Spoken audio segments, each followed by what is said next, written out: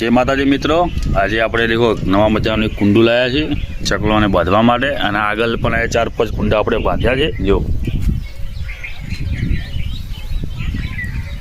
છે ને બાંધેલા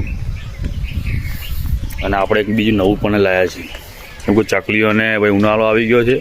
ઉનાળામાં પાણી પીવામાં બહુ તકલીફ પડે પાણીઓને અને આપણે કોઈ દેખાવા માટે આપણે કોઈ વિડીયો બનાવતા નથી પણ આપણો વિડીયો જોઈને એકબીજા કોઈ શીખે સારું માણસ કે ભાઈ કામ કરવા જેવું છે એટલે જો અંદર દોણા પણ બોણા બધું પણ નાખેલું છે